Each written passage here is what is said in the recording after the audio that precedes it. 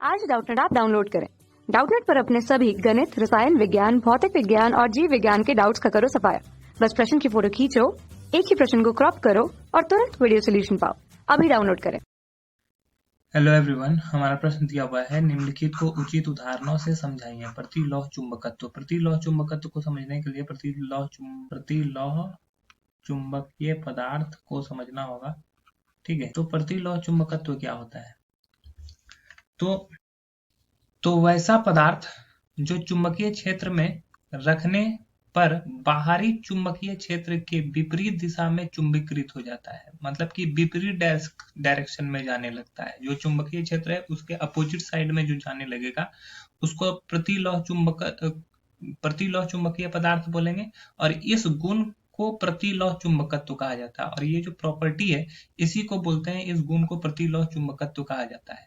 इसमें अधिक चुंबकीय क्षेत्र से कम चुंबकीय क्षेत्र की ओर न्यून बल लगता है, अतः यह प्रतिकर्षित होते हैं। ये क्या होता है कि बल ही नहीं लगा पाता है, इसी वजह से ये क्या करता है, अपोजिट डायरेक्शन में चलने लगता है, मतलब कि दूसरे दिशा में, यानी कि आकर्षित नहीं, जबकि एक दूसरे से दूर जाने लगता है। ठीक है, जैसे एग्जाम्पल के तौर पे, उदाहरण के तौर पे हम लोग लिख सकते हैं नमक। ठीक है, पारा, नमक, पारा, आयोडीन, है ना, पानी, नाइट्रोजन, ये सब, पानी इत्यादि।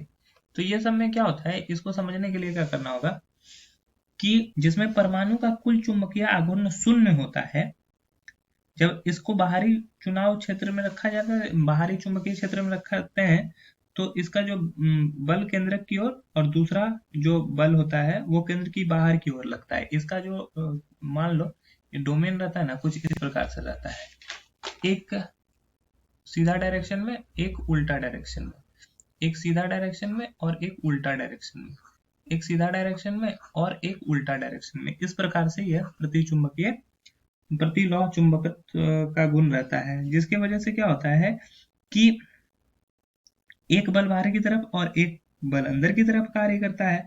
तो इसका क्या होता है, इसका परमाणु का चुंबकीय आघूर्ण अब शून्य नहीं हो पाता है, जिसकी वजह से, और इसके अनुसार क्या होता है कि एक दूसरे के विपरीत दिशा में जब ये जाता है तो ये एक दूसरे से प्रतिकर्षित होता है। ठीक है, अब यहाँ पर कुछ चीजें हैं कि ये ताप पर निर्भर नहीं करेगा, है ना, और न्यून ताप पर इसका प्रतिरोध शून्य और चालक अनंत हो जाता है, इस अवस्था को अतिचालकता भी कहते हैं।